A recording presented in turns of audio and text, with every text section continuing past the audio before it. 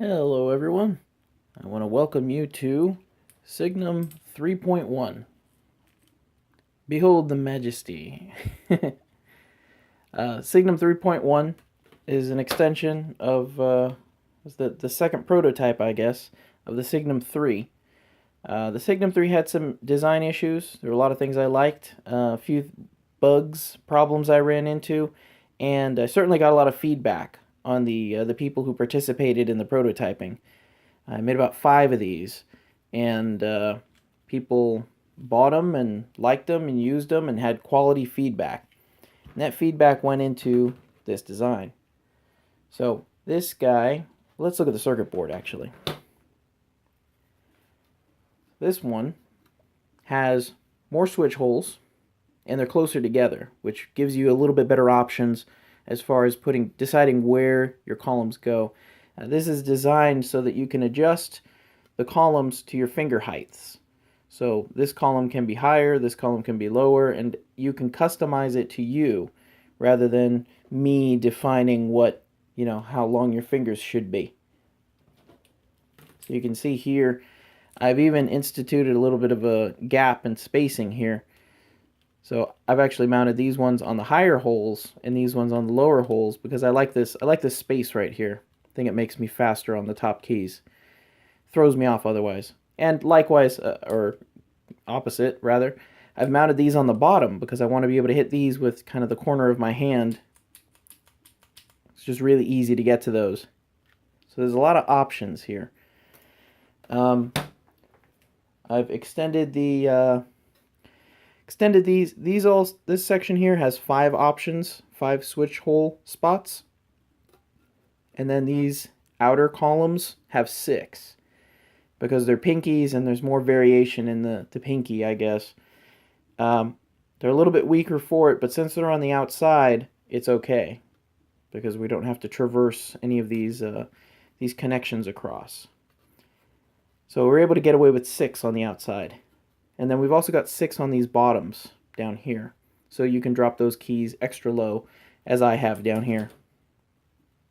Also, this model now supports the 3.1, supports the Pro Micro. So it supports the Pro Micro and the Teensy.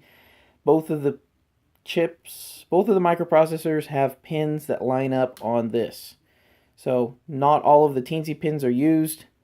I'm probably going to work on adding some LEDs or something like that to the ones that aren't used right now, but for now, we support Pro Micro. And there's a little caveat to that.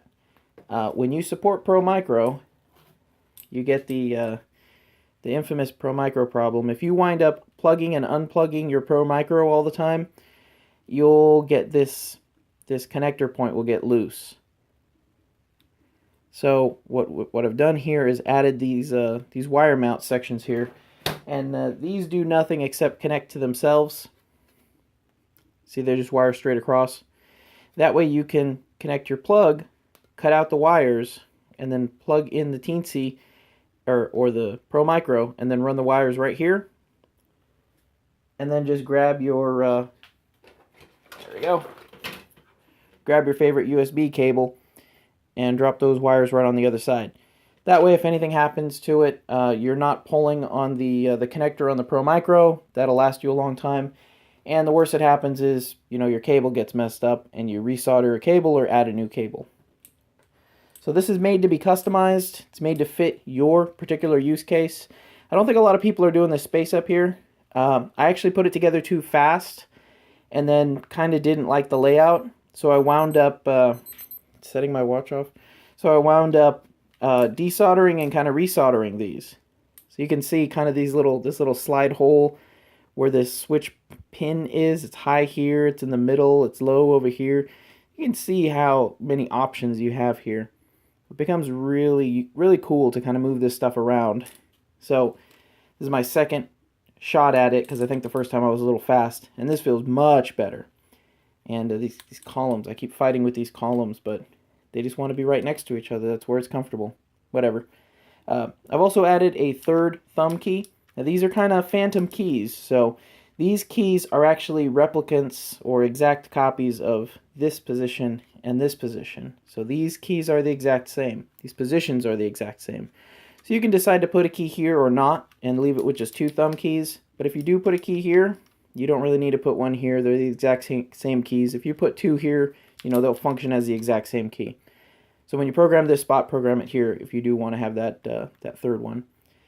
Also dropped these down, which is pretty cool. Yeah, looking good. So this model is green. I got my name up here. Couldn't resist. I'm sorry. And I kind of thought it would look more like this, where it's really muted and you can just barely see the traces in there. No, on the green, it pops. It's right there in your face. So I meant to be a little bit more subdued with that. Next version's probably going to be in black, so that'll be worth it. So if you are interested, I've got extra ones of these. The sales on these guys will fund the next version, and any tweaks and changes that might come along. Since this is a circuit board design and it's made to be just the circuit board, use a even plated mat here like this. This uses uses shelf liner, and I just happen to have some orange. I actually ordered some orange. I used a different color before, but the shelf liner will distribute all the weight. It'll keep you nice and flat, and it will give you the traction you need on your desk, so you're not sliding around all over the place.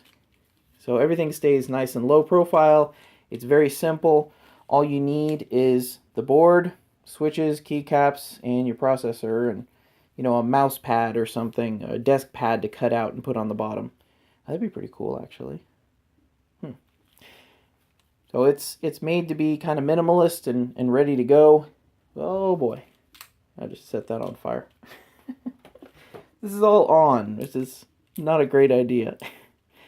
I've just been having a hard time making this video. There's too many technical glitches. But so this is Signum 3.1. Number rows, obviously that's a big deal. That's different from the other model.